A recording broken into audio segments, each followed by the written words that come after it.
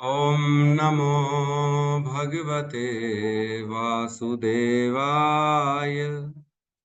ॐ नमो भगवते वासुदेवाय।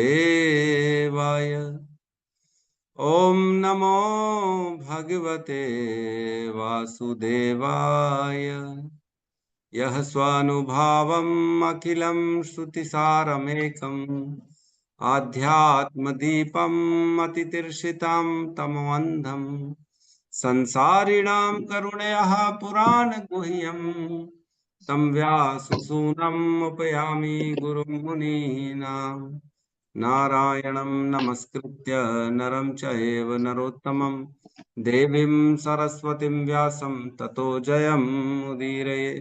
श्रवणतां स्वकथा कृष्ण पुण्यश्रवण कीर्तिनः हृदयन्तस्तो हि भद्राणि विदुनोति सुहृतसतां नष्टप्रायेषु भद्रेषु नित्यं भागवत सेवया भगवती उत्तम श्लोके भक्तिर्भवति नैष्टिकी शमतः श्रद्धया नित्यं गृणतश्च स्वचेष्टितं कालेन नातिदीर्घेण भगवान् विशते हृदि कृष्णाय वासुदेवाय देवकी नंदनाय च नंदगोपकुमाराय गोविंदाय नमो नमः।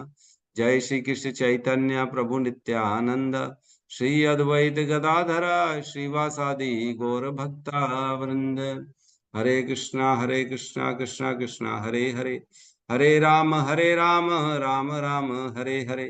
हरे कृष्णा कृष्ण कृष्ण हरे हरे, हरे राम राम राम हरे हरे।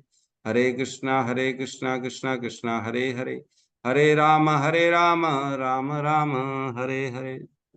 हरे कृष्णा। सभी भक्तों का स्वागत है प्रातःकालीन श्रीमद् भागवतम के सत्र में।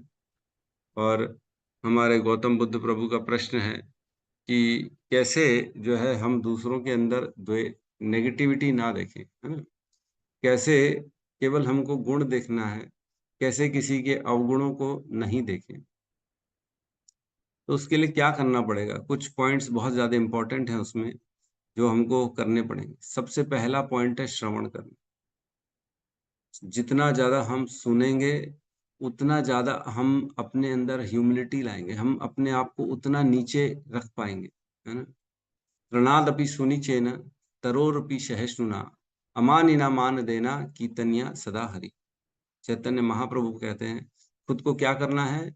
तृणादपि सुनिचेन, मैं तृण से भी छोटा हूं। जो घास होती है ना, जो हमेशा सबके पैरों के नीचे रहती, कभी भी घास ऊपर नहीं आती, सदैव सदैव सबके चरणों के नीचे रहती। तृणादपि सुनिचेन, तो अपने आप को सदा सबके नीचे सोचना है। मतलब ये सोचना है कि मैं तो बड़ा दास दास दास आनु दास हूं, मैं तो सबके नीचे हूं, मेरे में कहाँ कोई गुण। गुण तो सामने वाले में। हम जाते हैं, जब भी वृंदावन धाम यात्रा करते हैं, तब हम देखते हैं वहां पे बंदर हैं, कुत्ते हैं, बिल्ली हैं, वहां पे रिक्शे वाले हैं, है ना, वहां पे भिखारी हैं, बहुत सभी टाइप के लोग हैं। जानवर है, गाय हैं, बैल है, सब तरह के लोग हैं। ऑटो वाले हैं जो बड़े ऊट पटांग बात करते हैं। तो हमको क्या सोचना चाहिए, हमको ये सोचना चाहिए इनको तो धाम वास मिला हुआ है, मेरे से तो बहुत सीनियर है। देखो क्या होता है, एक होता है भौतिक कैलकुलेशन, एक होती है बुद्धि से। जब हम किसी का आकलन करते हैं ना, तब हम उसकी श्रेष्ठता और निम्नता का डिसीजन लेते हैं कि इसमें बुद्धि है, ये लायक है, कौन सी स्थिति में है। तब हम अपने आप को ना एक कैलकुलेशन करके उसके ऊपर रखते हैं या नीचे रखते हैं, कोई सीनियर है या जूनियर। एक होता है उम्र से, और एक होता है ज्ञान से, और एक होता है गुणों से, है ना।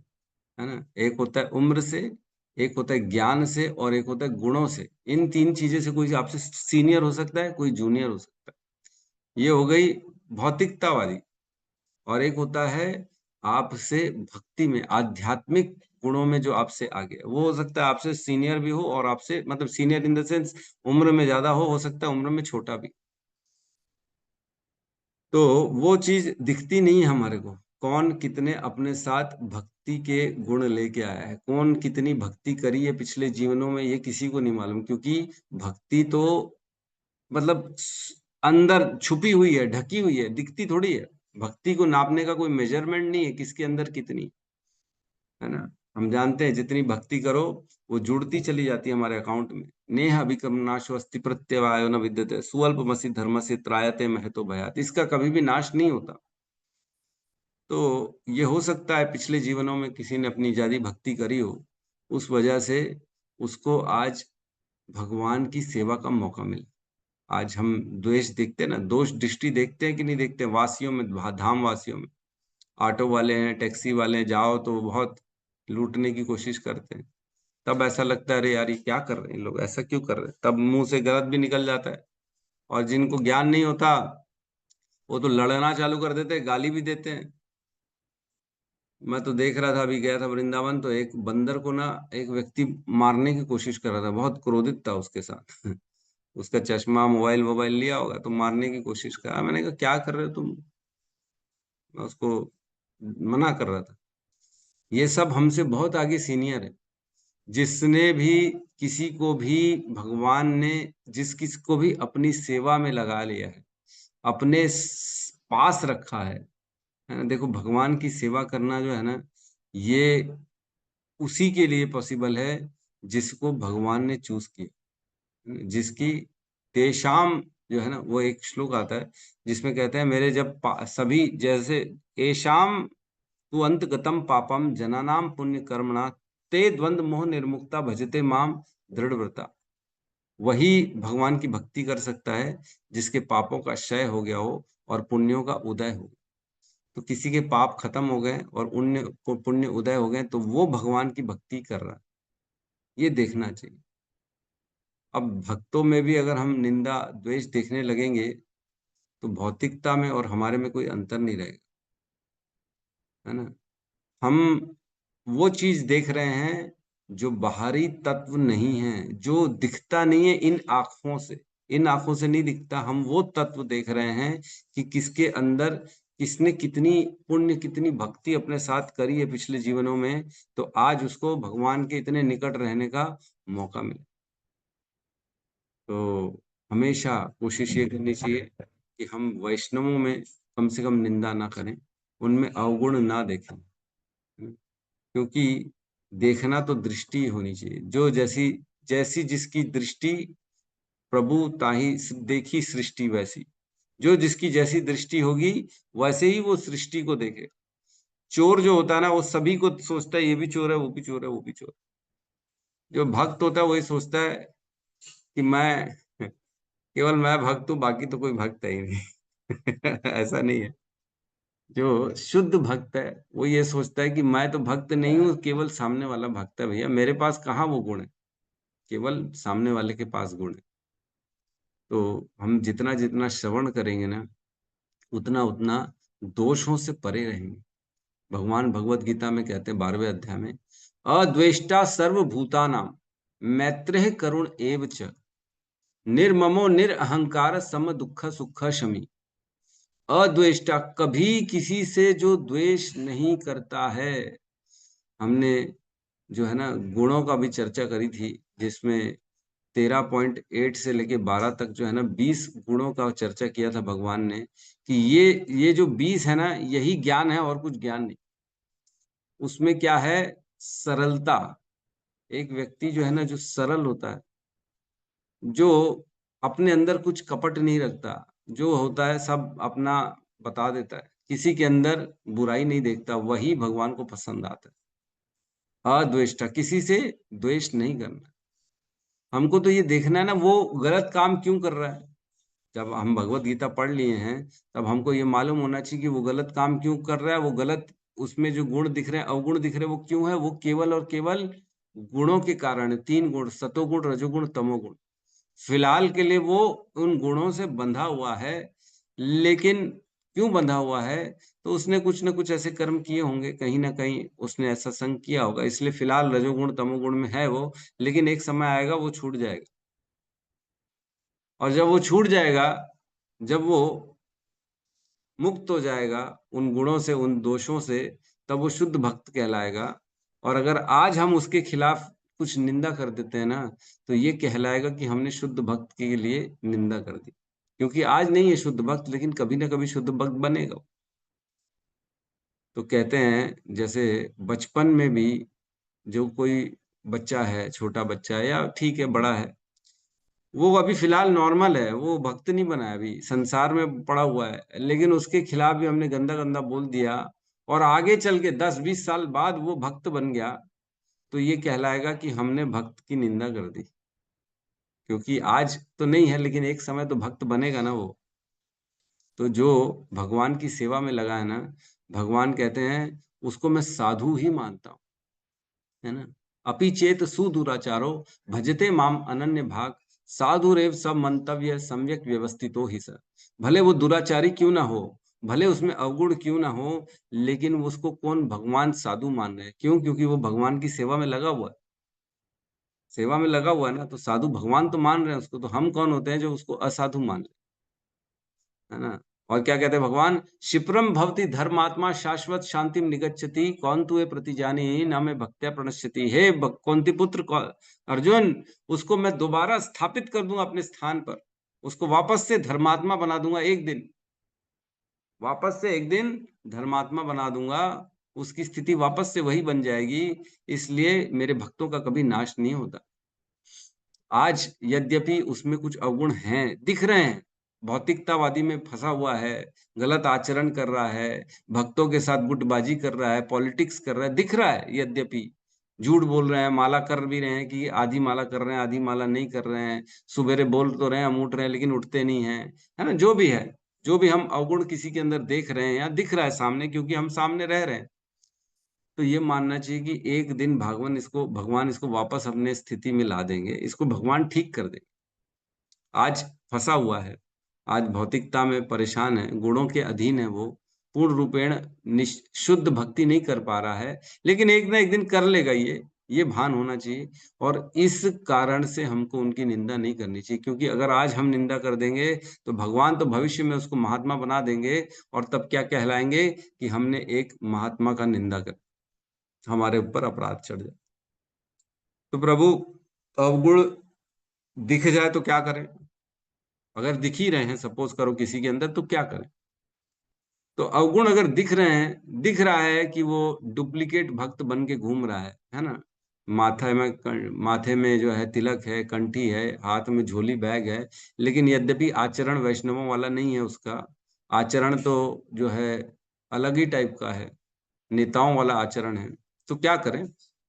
तो ऐसे लोगों से दूर रहें, ऐसे लोगों से जो है संग ना करें, ऐसे लोगों से ज्यादा उठना बैठना ना करें, हरे कृष्णा करके चुपचाप अपने काम में चले। सबसे बेस्ट यही है, क्योंकि ऐसे में संग करने से क्या होगा, उनके गुणों का हम संग करेंगे, और जैसा रहेगा संग वैसा रहेगा रंग, हमारे अंदर भी धीरे धीरे वही गुण उत्पन्न होना चालू है। तो हमको करना क्या चाहिए? हमें ऐसे व्यक्ति को ढूंढना चाहिए जो केवल और केवल भक्ति सिखाता है, जो जिसके अंदर केवल भक्ति है, जो ये निंदा से, जो ये अवगुणों से परे है, ऐसे व्यक्ति का संग करना चाहिए। ना कि ऐसे व्यक्ति का जो इधर की बात कर रहा है, उस भक्त की बात कर रहा है, इसकी बात कर रहा है, इसकी निंदा कर रहा है ना। प्लानिंग कर रहा है कैसे किसी को नीचे गिराया जाए, प्लानिंग कर रहा है कि कैसे मैं किसी का अहित कर दूं। तो ऐसे लोगों से हमको परे रहना चाहिए, दूर रहना चाहिए। तो प्रभु, ऐसे लोगों के बारे में बताना चाहिए कि नहीं लोगों को? देखो ऐसा है कि जिस बात से बताने से किसी का कोई पर्पस सॉल्व नहीं होता, उस बात को नहीं बताना चाहिए। हमारे जैसे साथी होते हैं, देखो 3 तरह के लोग होते हैं, एक सीनियर होते हैं, एक साथ वाले होते हैं, और एक जूनियर होते हैं। तो साथ वाले और जूनियरों को तो कुछ नहीं बताना चाहिए। सीनियर्स के साथ हम चर्चा कर सकते हैं, क्योंकि सीनियर हमसे ज्यादा जानते हैं, तो उनसे हम चर्चा कर सकते हैं कि प्रभु, मैं ऐसा ऐसा मेरे को दिख रहा है, मैं क्या कर सकता हूँ। तो सीनियर सही गाइड करेंगे, और हो सकता है सीनियर उनको भी करेक्ट कर दें जिनके अंदर ये अवगुण है। है ना। तो हम अवगुण की चर्चा किससे कर सकते हैं? जो उस अवगुण को सुधारने की अथॉरिटी रखता है उनको बता सकते हैं। और हमारे जो सीनियर हैं, जिससे हमको आध्यात्मिक ज्ञान मिल रहा है, ताकि हमको बल मिले और हम ऐसी स्थिति से बाहर निकल सके, हम उनके अंदर दोष दृष्टि ना देखें, ऐसे सीनियर से हम चर्चा कर सकते हैं, ताकि वो हमको गाइड करेंगे कि कैसे रहना है, कैसे अपने भक्ति के जीवन को संभाल के आगे बढ़ना है ना। तो इस प्रकार हम दूसरों के अवगुणों को ना देखें, नजरअंदाज करें, और जितना जितना हम गुणों को देखेंगे ना, देखो एक चीज तो ध्यान रखना, कोई कितना भी क्यों ना अवगुण रखता हो, उसमें एक न एक गुण तो होगा ही होगा। एक न एक गुण सबके अंदर होता है।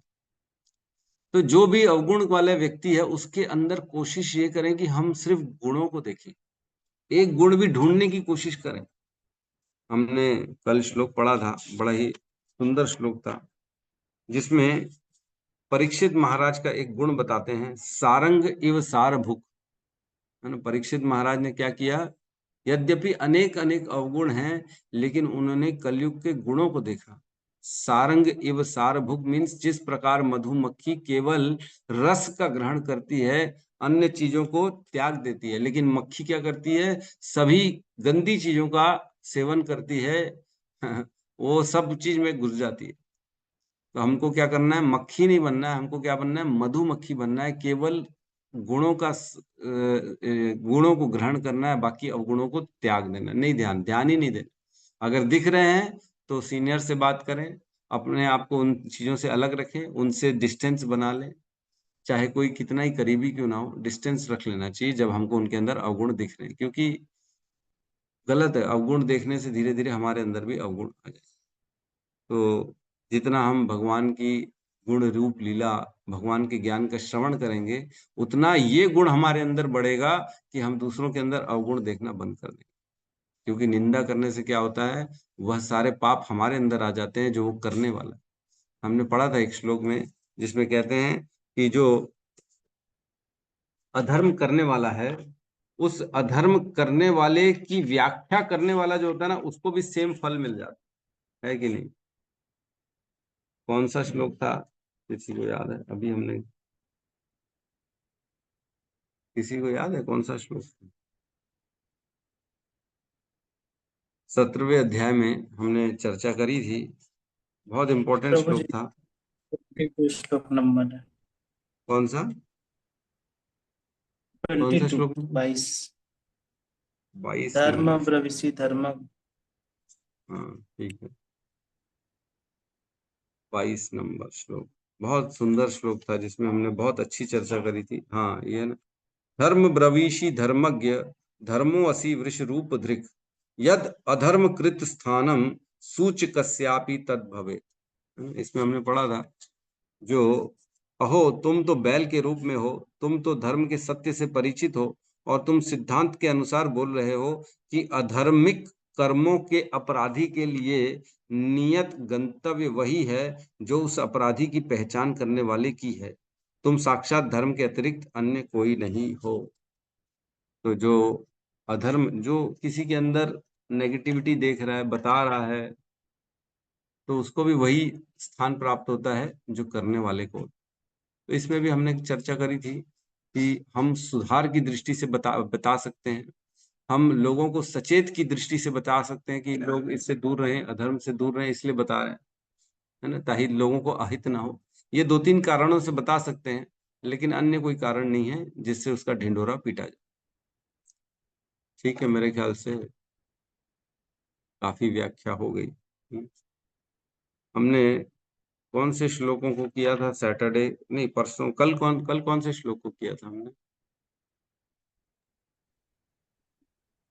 8 नंबर किया था, राइट। एक ही श्लोक किया था हमने कल, 7 और 8, है ना।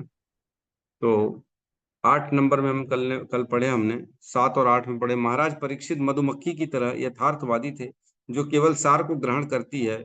वे यह अच्छी प्रकार जानते थे कि किस इस कलयुग में कल्याणकारी वस्तुएं तुरंत ही अपना शुभ प्रभाव डालती हैं, जबकि अशुभ कर्मों कर्मों को वास्तविक रूप में संपन्न करना पड़ता है। अतः उन्होंने कभी भी कली से ईर्ष्या नहीं की। और 8 नंबर श्लोक में कहते हैं, महाराज परीक्षित ने विचार किया कि अल्पज्ञ मनुष्य कली को अत्यंत शक्तिशाली मान सकते हैं, किंतु जो आत्म संयमी है उन्हें किसी प्रकार का भय नहीं है। राजा बाघ के समान शक्तिमान थे और अल्पज्ञ चिंता रहित मनुष्यों की देखभाल करते थे। तो कली कली को क्यों नहीं मारा, इसकी चर्चा हुई थी कि राजा जो है बाघ के समान है। और राजा परीक्षित महाराज जिस प्रकार बाघ किसी को भी दबोच के मार देता है, खत्म कर देता है, उसी प्रकार राजा जो है ना वो अपनी पूरे राज्य में किसी को प्रवेश नहीं करने दे रहे थे और वो हर हर व्यक्ति की रक्षा कर पा रहे थे, है ना। तो आज हम आगे बढ़ते हैं, श्लोक क्रमांक 9 में प्रवेश करते हैं।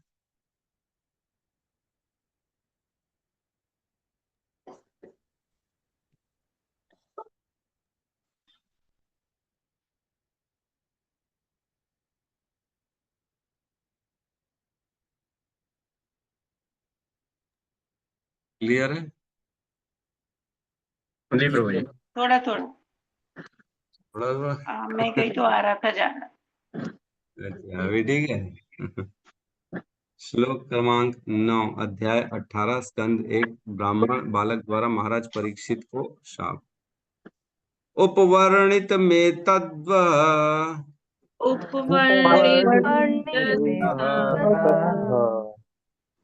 पुण्यम परीक्षितम मया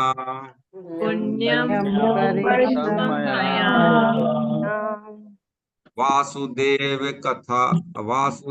कथापेताम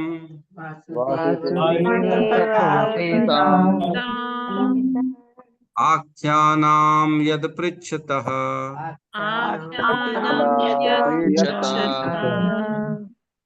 उपवर्णितम एकत्वः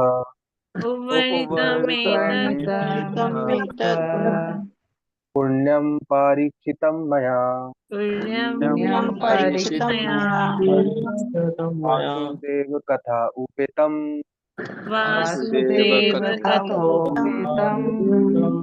आख्यानां यत् अपृच्छत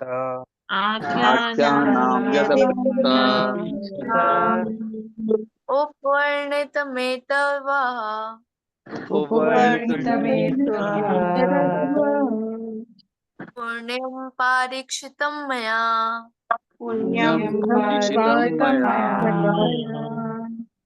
वासुदेव कथोपेतम्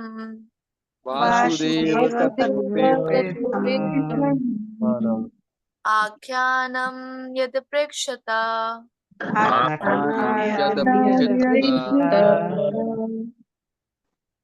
उपवर्णितमेतद्वा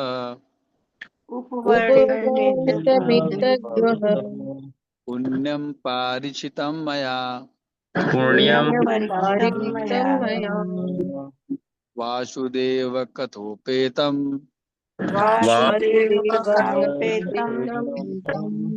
आख्यानां यद् पृच्छता। हरे कृष्ण। अनुवाद। हे मुनियों, जैसा आपने मुझसे पूछा था, अब मैंने पवित्र राजा परीक्षित के इतिहास से संबंधित भगवान श्री कृष्ण की कथाओं की लगभग सब बातें कह सुनाई हैं। ओम अज्ञानतिमिरन्धस्य ज्ञानाञ्जन शलाकया चक्षुरुन्मिलितं येन तस्मै श्री गुरुवे नमः। श्री चैतन्य मनोभीष्टं स्थापितं येन भूतले स्वयं रूपः कदा मह्यं ददाति स्वपदान्तिकम्। वन्देऽहं श्रीगुरु श्रीयुतपदकमलं श्रीगुरून् वैष्णवांश्च श्रीरूपं सागरजातं सहगण रघुनाथान्वितं तं सजीवं साद्वैतं सावधूतं परिजन सहितं कृष्ण चैतन्य देवं श्री राधा कृष्ण पादान् सहगण ललिता श्री विशाखान्वितांश्च। हे कृष्ण करुणा सिंधु दीन बंधु जगतपते गोपेश गोपिका कांता राधा कांत नमस्तुते। तप्त कांचन गौरांगी राधे वृंदावनेश्वरी वृषभानुसुते देवी प्रणमामि हरिप्रिय। वाञ्छाकल्पतरोभश्च कृपा सिन्धुभ्य एव च पतितानां पावनेभ्यो वैष्णवेभ्यो नमो नमः। नमो विष्णुपादाय कृष्णपृष्ठाय भूतले श्रीमते भक्तिवेदांत स्वामीति नामिने। नमस्ते सारस्वती देवे गौरवाणी प्रचारिणे निर्विशेष शून्यवादी पाश्चात देश तारिणे। जय श्री कृष्ण चैतन्य प्रभु नित्यानंद श्री अद्वैत गदाधर श्रीवासादि गौर भक्त वृंद। हरे कृष्णा कृष्णा कृष्णा हरे हरे, हरे राम राम राम हरे हरे। अब यहाँ पे सूत गोस्वामी कह रहे हैं कि उपवर्णितम एतद्वह। उपवर्णितम, उपवर्णितम मीन्स मैंने सारी की सारी बातें का वर्णन कर दिया। उपवर्णित, ऊपर दिए गए सारे वर्णों मैंने कर दिए हैं। उपवर्णितम एतद् वह, जो आपने पूछा था, जैसा आपने पूछा था वह सारा का सारा मैंने वर्णन कर दिया है। क्या पूछा था? पुण्यम परीक्षितम मया, पवित्र परीक्षित महाराज के बारे में मुझसे जो आप लोगों ने प्रश्न किए। तो हम जानते हैं पहले अध्याय में, फिर बीच में और भी अध्यायों में उन्होंने पूछा था परीक्षित महाराज के बारे में कि भगवान के जो भक्त हैं किस प्रकार भगवान ने परीक्षित महाराज की गर्भ में रक्षा करी थी। ये सब प्रश्न पूछे थे शौनक आदि ऋषियों ने। तो वहां पे सूत गोस्वामी ने अब यहाँ पे कह रहे हैं कि मैंने वो सारा कुछ वर्णन कर दिया। और साथ ही साथ क्या वर्णन हुआ है? वासुदेव कथोपेतम मीन्स वासुदेव की जो भगवान श्री कृष्ण हैं उनके भी सारे प्रसंग जो हैं उनका भी मैंने वर्णन कर दिया। तो परीक्षित महाराज का वर्णन किया है कि वासुदेव की वर्णन किया? किसका किया? परीक्षित महाराज का किया, भगवान का कहाँ किया अभी? तो परीक्षित महाराज ऐसा कहते हैं, भक्त की कथाओं में भगवान की कथा ऑटोमेटिक आ जाती है ना। प्रहलाद महाराज की अगर कथा करेंगे तो क्या नरसिंह देव का वर्णन नहीं करेंगे? वो तो पूरा जीवन उन्होंने अपना भगवान को समर्पित कर दिया। जिन परीक्षित महाराज का जन्म भगवान से हुआ, मृत्यु जो शरीर छोड़ा तब भगवान से हुआ, दोनों जगह सब भगवान थे, पूरे जीवन में उनके भगवान ही भगवान थे। पूरा जीवन उन्होंने, हमने चर्चा करी जब वो जा गए अन्य अन्य लोकों में, तब जहां जा रहे हैं वहां पांडव और कृष्ण के प्रेम की बातें चल रही। जितना जितना वो श्रवण करते हैं उतना उतना उनका प्रेम बढ़ता चला जाता है भगवान की चरणों की तरफ। तो परीक्षित महाराज जो है धर्म परायण थे, उन्होंने पूरा जीवन धर्म अनुसार अपना राज्य चलाया। तो ऐसे परीक्षित महाराज के जीवन की अगर हम चर्चा करेंगे तो बेसिकली हम किसकी चर्चा कर रहे हैं? कृष्ण की चर्चा कर रहे हैं। ये कहते हैं वासुदेव कथा उपेतम आख्यानाम यत् पृच्छतः, जैसा आपने पूछा, जो भी आपने पूछा मैंने वह सारा का सारा वर्णन कर दिया, लगभग सब बातें सुना दी। तो यहाँ बस इतना ही कह रहे हैं सूत गोस्वामी, इसलिए बहुत ज्यादा हम इस श्लोक पे चर्चा नहीं करेंगे। हम अगले श्लोक में प्रवेश करते हैं। अब क्या करेंगे? ट्विस्ट कर देंगे सूत गोस्वामी, है ना। वो अगले साइड में हो श्लोक गया। साइड में हो गया।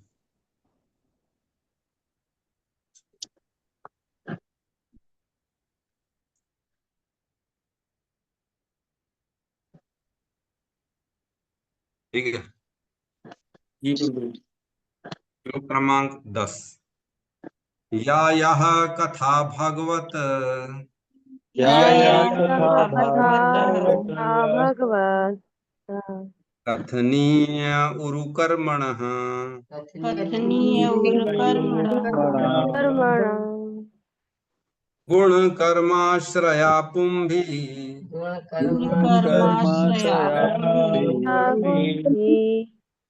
संसेवयास्ता बुभुषुभिः या कथा भगवतः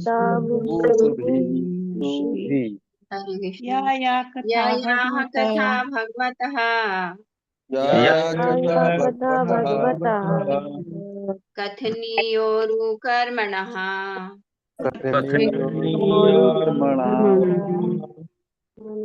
गुणकर्माश्रया पुंभिः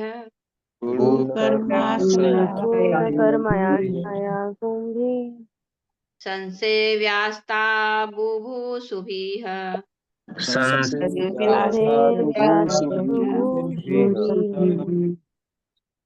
या कथा भगवतः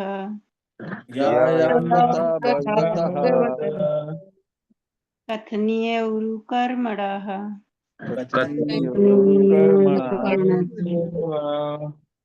गुणकर्माश्रया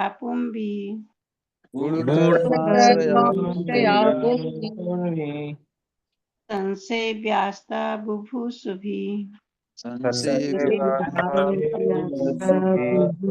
हरे कृष्ण। अनुवाद। जो मनुष्य जीवन में पूर्ण सिद्धि प्राप्त करने के इच्छुक हैं, उन्हें अद्भुत कर्म करने वाले श्री भगवान के दिव्य कार्यकलापों तथा गुणों के से संबंधित सभी कथाएं अत्यंत विनीत भाव से श्रवण करनी चाहिए। तो ये हमारे लिए जो है ना लेसन है, हमको समझना चाहिए इस श्लोक में क्या कह रहे हैं, क्योंकि हमारे लिए ही खास जो है ना, जैसे डॉक्टर आता है, डॉक्टर के पास जाते हैं तो कुछ बताते हैं ना, इंजन से दूर रहना, आप एक काम करना, ठंडा मत खाना, मीठा मत खाना, है ना, सेकाई भी कर लेना, और थोड़ा कंबल स्वेटर पहन के रहना, इस तरह का जो भी दिशा निर्देश देता है डॉक्टर, वैसे ही यहाँ पे दिशा निर्देश दिया जा रहा है सूत गोस्वामी के द्वारा। किसको दिया जा रहा है और क्या दिशा निर्देश दिया जा रहा है, समझते हैं। या यह कथा भगवतः, जो जो जो कथाएं हैं, भगवत मीन्स कृष्ण, कृष्ण से संबंधित जितनी भी कथाएं हैं, है ना, कृष्ण रिलेटेड कथा, यह कथा भगवत, भगवत मीन्स भगवान, जहां जहां पे भगवान का वर्णन है वो सारी कथाएं। कथनीय उरु कर्मणा, कहनी चाहिए, जो भगवान की जो भगवान से रिलेटेड कथाएं हैं और जो कथाएं कहनी चाहिए हैं, कथनीय जो कहने योग्य हैं बातें, किसकी, उरु कर्मणः, जो भगवान है, जो उरु कर्मणः मीन्स अद्भुत कर्म करने वाले। वैसे जनरली उरु कर्म जो है ना वामन देव के लिए आता है, क्योंकि उन्होंने 3 ही पग में पूरे जो है ब्रह्मांड को नाप दिया था, इसलिए उनको अद्भुत कर्म करने वाले उरु क्रमः कहा गया। तो उरु क्रम मीन्स ऐसा कर्म करना जो अद्भुत कर्म करते, एकदम अविश्वसनीय, कोई साधारण व्यक्ति जो काम नहीं कर सकता, वह उरु कर्मणः। तो वो ऑब्वियसली कौन है, केवल भगवान है, उनकी कथाएं करनी चाहिए। और क्या, गुण कर्म आश्रय, वह कथाएं जो गुण कर्म आश्रय, दिव्य गुणवाणी होती, दिव्य गुण वाली होती हैं, जो भगवान की आश्रय, जो भगवान के कर्मों, जो दिव्य भगवान के गुण हैं और भगवान के जो दिव्य कर्म हैं, उनकी मतलब उन कथाओं में भगवान के दिव्य गुण और कर्मों का आश्रय है। समझ पा रहे हैं, संस्कृत बड़ी जो है ऐसा है, जितना गहराई में जाएंगे उतना समझ में आएगा।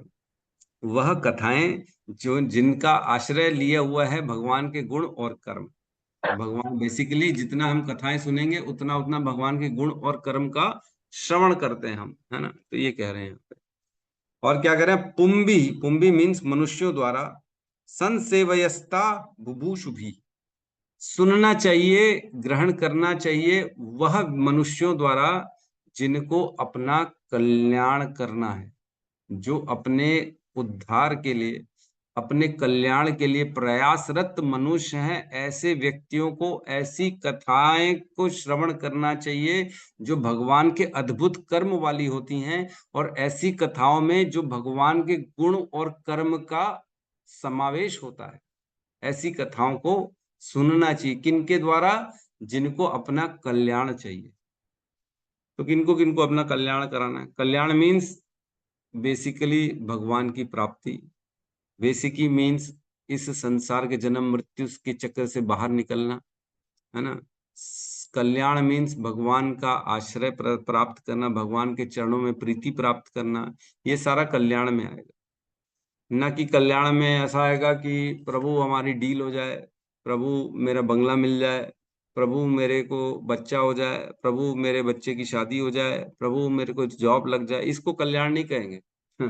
ये भौतिक चीजें हैं, ये कल्याण के दायरे में नहीं आती हैं। कल्याण यहाँ पे जो लिखा है वो बेसिकली आध्यात्मिक कल्याण है, जन्म मृत्यु के चक्र से छुटकारा है, भगवत प्राप्ति है, भगवत धाम में जाना है, दोबारा इस मनुष्य अन्य अन्य जन्म मृत्यु मतलब अन्य किसी भी शरीर में दोबारा ना प्रवेश करें, ये कल्याण। तो यहाँ किसको किसको कल्याण चाहिए, तो वो आ सकता है। और जिनको जिनको अपना कल्याण नहीं चाहिए वो इस तरह, इसको उनके लिए ये श्लोक नहीं है बेसिकली, है ना। कल्याण वालों के लिए श्लोक है जो अपना उद्धार चाहते हैं। तो उनके लिए क्या कहा गया है, प्रभुपाद ने कहा गया है कि उनको अत्यंत विनीत भाव से श्रवण करना है, अत्यंत विनीत भाव से। विनीत मतलब वही अभी जो हम चर्चा कर रहे थे, त्रणादपि सुनिचेन, एकदम अपने आप को क्या करना चाहिए, मैं तो सबसे नीचे हूँ, ये भाव रहना चाहिए। सब अन्य अन्य जो है वो मेरे से ऊपर है, मैं तो सबसे नीचे हूँ, ये भाव अगर रखेंगे तो इसको कहते हैं विनीत भाव, मतलब सरेंडर भाव। हमेशा सरेंडर रखना है अपने आप। और क्या करना है, ऐसे भगवान की कथाओं को सुनना है जिसमें उनके गुण और उनके जो है कर्म समावेश है। कर्म मतलब सुनने को मिलते हैं। क्यों क्यों कहा गया ये चीज? क्योंकि भगवान ने भगवत गीता में कहा है 4.9 में, जन्म कर्म च मे दिव्यम एवं यो वेति तत्वतः त्वक्त्वा देहम पुनर्जन्म नेति ममेति सो अर्जुन। जो मेरे जन्म और कर्म की कथाओं को तत्व से समझता है, जो मेरे जन्म और कर्म को तत्व से समझ जाता है, जो दिव्य है, साधारण नहीं है। ये भौतिकतावादी लोगों के जन्म और कर्म साधारण होते हैं, लेकिन मेरे कर्म, जन्म और कर्म क्या है, दिव्य हैं। जो इस बात को समझ जाता है तत्व से, उसका दोबारा जन्म नहीं होता। तो ऐसी कथाएं सुन के हम भगवान को तत्व से समझ सकते हैं, इसलिए कहा गया है कि वह कल्याणकारी होती है ना। भगवान ने भगवत गीता में कहा ही है, जो ये समझ जाएगा उसका दोबारा जन्म नहीं होता है, हे अर्जुन। तो तात्पर्य में लिखते हैं श्रील प्रभुपाद, और ऐसा लिखा है इसमें अनुवाद में कि उनकी, देखो उन्हें पूरा पढ़ रहा हूं, जो मनुष्य जीवन में पूर्ण सिद्धि प्राप्त करने के इच्छुक हैं, उन्हें अद्भुत कर्म करने वाले श्री भगवान के दिव्य कार्यकलापों तथा गुणों से संबंधित सभी कथाएं अत्यंत विनीत भाव से श्रवण करनी चाहिए। सभी कथाएं, सभी, इस पे थोड़ा सा हाईलाइट कर दीजिएगा, क्योंकि लोग ना चॉइस करते हैं, नहीं नहीं मैं तो राधा रानी वाली कथा सुनाओ ना प्रभु, बड़ा अच्छा लगता है नहीं नहीं प्रभु, वो जन्म लीला सुना दो ना प्रभु, माखन लीला सुना दो ना, कितना अच्छा लगता है। नहीं नहीं कंस वाली मत सुनाओ प्रभु, बहुत फाइटिंग है, हमको नहीं सुनना, वो अच्छी नहीं है, उसमें तो मतलब बड़ा क्रोध आता है, रोना आ जाता है, वो मत सुनो। तो जो ऐसे चॉइस कर रहा है, बेसिकली वो क्या कर रहा है, वो छांट रहा है, ये अच्छी ये बुरी, ये अच्छी ये बुरी। क्या भगवान की कोई कथा बुरी है? क्या सुनने योग्य नहीं है? ऐसा नहीं, भगवान की सभी कथाएं सुनना चाहिए, द्वेष नहीं करना चाहिए, बेसिकली सभी कथाएं सुनना चाहिए। ऐसा नहीं प्रभु हमारी सुनी हुई है प्रभु, कोई हमको क्या, वही वही वही कितना बताओगे आप, हम तो सुन चुके। कृष्ण रुक्मणी विवाह हमने बहुत बार सुन लिया, अब सुनने की जरूरत नहीं है। तो ऐसा नहीं करना चाहिए, सभी कथाएं सुननी, दोबारा सुन लेना चाहिए, दोबारा कर लेना चाहिए। तो विनीत भाव से, सरेंडर भाव से भगवान की हमेशा कथाएं सुनने में ललायत रहना चाहिए। पानी आ रहा है लेकिन उतना नहीं आ रहा है जितना पहले धार वाला आ रहा था वो नहीं। तो यहाँ कहने भगवान श्री कृष्ण के दिव्य कार्यकलापों, गुणों तथा नामों का नियम पूर्वक श्रवण करने से मनुष्य शाश्वत जीवन की ओर अग्रसर होता है ना। 2 लाइन में लिखा है, भगवान श्री कृष्ण के दिव्य कार्यकलापों, गुणों तथा नामों का नियम पूर्वक श्रवण करने से मनुष्य शाश्वत जीवन की ओर अग्रसर होता है। नियम पूर्वक कथाएं जो सुननी है, वो नियम पूर्वक सुननी है, रोज सुननी है, रेगुलर सुननी है, और सभी सुननी है। अभी अच्छा चैप्टर चल रहा है प्रभु भागवतम में, आएंगे हम लोग कल से, बहुत अच्छा चैप्टर चल रहा है परीक्षित महाराज का। हाँ वो नहीं पसंद आया, नारद जी वाली कथा तो बहुत बार सुनिए, वो नहीं सुनेंगे हम, अब आएंगे दूसरे चैप्टर में। तो ऐसा नहीं करना, नियमित रेगुलरली रोज, तभी जाके क्या होगा, शाश्वत जीवन की ओर अग्रसर होंगे। शाश्वत जीवन क्या होता है?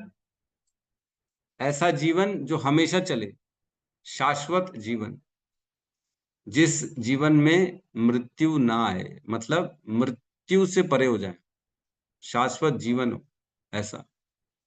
तो बेसिकली जितना जितना हम भगवान के बारे में श्रवण करेंगे, उतना उतना हम मुक्त हो रहे हैं, धीरे धीरे धीरे धीरे। पता नहीं पड़ रहा है, लेकिन पता पड़ रहा है क्या? ऐसा लगता है कुछ भी तो नहीं करते, हम तो वैसे ही थे जैसे 20 साल पहले थे, वैसे आज ही है, क्या फर्क पड़। लेकिन बहुत तेजी से हम भगवान की ओर अग्रसर हो रहे हैं, इसका लेकिन भान ही नहीं हो रहा है। कथा में आ रहे हैं और ये हम एनालाइज ही नहीं कर पा रहे कि वाकई में हम भगवान की ओर बढ़ रहे हैं, शाश्वत जीवन की ओर बढ़ रहे हैं क्या। जैसे हम एरोप्लेन में बैठते हैं, एरोप्लेन में बैठे हैं सब, मैक्सिमम लोगों तो बैठे ही होंगे। जब एरोप्लेन के अंदर बैठते हैं, जब हवा में उड़ता है ना एरोप्लेन, तो ऐसा लगता है कि क्या स्पीड से चल रहा होगा, कोई उसकी स्पीड का अनुमान नहीं लगा सकता। उसको लगता है बड़ा धीरे चल रहा है, पता ही नहीं पड़ता है क्या स्पीड है क्या नहीं है, कुछ समझ में नहीं आता। ऐसा लगता है कुछ भी तो नहीं हो रहा है यार, शांति से बैठे। इससे अच्छा तो नीचे टैक्सी ऑटो में चलते, बढ़िया हवा आती देखने को मिलता है। ट्रेन ज्यादा स्पीड से चलती है ऐसा लगता है हमको, लेकिन यद्यपि एरोप्लेन में बैठने से वो बहुत ज्यादा तेजी से चलता है, पता ही नहीं पड़ता, उसका भान ही नहीं होता, और वो अपनी गंतव्य की ओर तेजी से बढ़ रहा है। अंदर बैठे व्यक्ति को पता ही नहीं पड़ता है कि ये क्या हो रहा है, उसको लग रहा है धीरे चल रहा है। वैसे ही जो भगवान की कथाओं का श्रवण नियमित रूप से कर रहा है ना, वो एरोप्लेन में बैठ चुका है और वो भगवान की शाश्वत जीवन की ओर अग्रसर कर चुका है। पता नहीं पड़ेगा, लेकिन इसका भान नहीं होगा। ओ, जब लैंड करेंगे ना तब पता पड़ेगा, अरे कहाँ पहुंच गया। जब समय आएगा तब पता पड़ेगा। तो क्या होता है, भौतिक चीजों से कट जाता है व्यक्ति। जैसे एरोप्लेन में बैठता है तो नीचे जमीन की चीजें से कट जाएगा, न पेड़ दिखेंगे, न पौधे दिखेंगे, न नदी नाले, न कुछ और दिखेगा, सबसे ऊपर अलग हो गया वो सबसे। वैसी भक्ति में भी हम सबसे अलग हो जाते हैं, कुछ दिखता नहीं है, भौतिक सुख नहीं दिखते, लोगों से मिलाव जुलाव नहीं होता, गॉसिपिंग नहीं होती, पिक्चर नहीं होता है ना, गाने शाने सब खत्म हो जाते हैं जीवन से। ऐसा लगता है नीरस हो गए हैं, रस नहीं बचा है ना। तो लेकिन हम तेजी से उड़ रहे हैं, हमने हमको सबको छोड़ दिया है, हम तेजी से भगवान की तरफ बढ़ रहे हैं आगे, ये भान होना चाहिए। तो यहाँ पे एक्चुअल में सुखदेव गोस्वामी ने शौनक आदि ऋषियों को बताया कि जो भगवान की कथाओं को नियमित रूप से श्रद्धा से उनके गुण और कर्म की कथाएं सुनता है, वह अपना कल्याण करता है। तो क्या किया सूत गोस्वामी ने, बेसिकली शौनक आदि ऋषियों को लालच दे दी कि और सुनो, तुम और सुनाऊंगा मैं भी, और सुनने के लिए बैठे रहो यहाँ पे, जितना सुनोगे उतना तुम्हारा उद्धार होता है, उतना तुम्हारा कल्याण होगा। तो जो ऐसा बोलेगे रुको, मैं जो बोलने वाला हूँ उससे तुम्हारे को बहुत बड़ा बेनिफिट होने वाला है, तो कौन नहीं सुनेगा।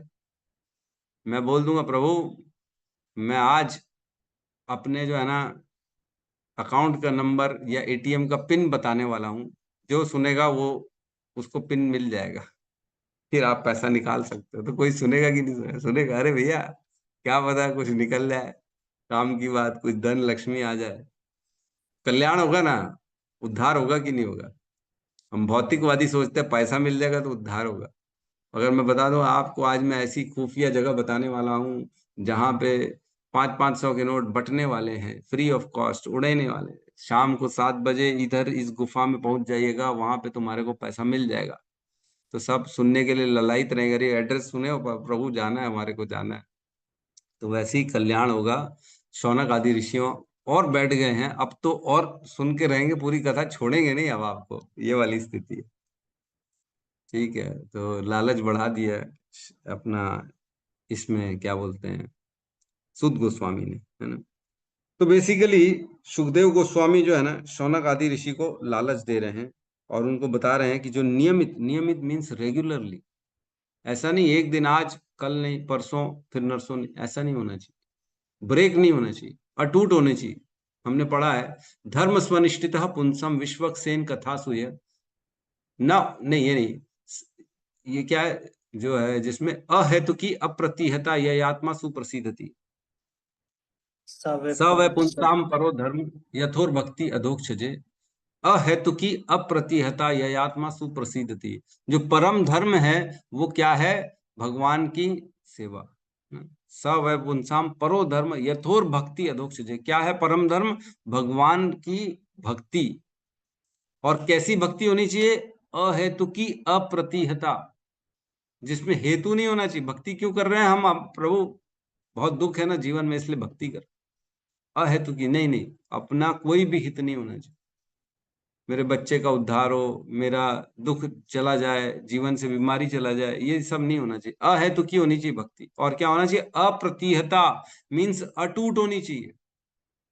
यद्यपि सारे कारण अगर हों टूटने के तो भी ना टूटे, उसे कहते हैं अप्रतिहता। पति पत्नी है, पति पत्नी साथ में रह रहे हैं, यद्यपि एक दूसरे के अवगुण मालूम है, एक दूसरे के सारे नेगेटिव मालूम है, सारे कारण मालूम है कि नहीं रिश्ता तोड़ देना चाहिए, फिर भी ना तोड़े, इसे कहते अप्रतिहता। जब जीवन में अनेक दुख हो, प्रॉब्लम हो, है ना, तकलीफ हो, जीवन निर्वाह करने में ही प्रॉब्लम चल रही है, सारे कारण हैं नहीं भक्ति करने के, लेकिन फिर भी जो भक्ति करे उसको कहते अप्रतिहता।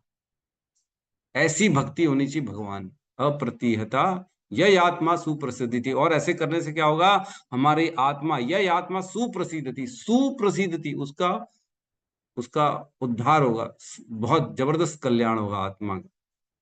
तो हमको ऐसी भक्ति करनी है भगवान में। ठीक है, तो हम अगला श्लोक को आज नहीं लेते हैं, 11 नंबर श्लोक को। यहाँ पे किसी का प्रश्न है तो हम वो ले सकते हैं। हम मंत्र का उच्चारण करते हैं। हरे कृष्णा हरे कृष्णा हरे राम हरे राम राम राम हरे हरे। समस्त भक्त वृंद की जय। सद्गुरु शील प्रभुपाद जय। हरि हरि बोल। कृष्णा प्रभु जी दंडवत प्रणाम। बहुत कृष्ण प्रभु जी धन्यवाद प्रणाम। हरे कृष्णा। बहुत धन्यवाद प्रभु जी आपका। हरे कृष्ण। हरे कृष्ण कृष्ण प्रभु।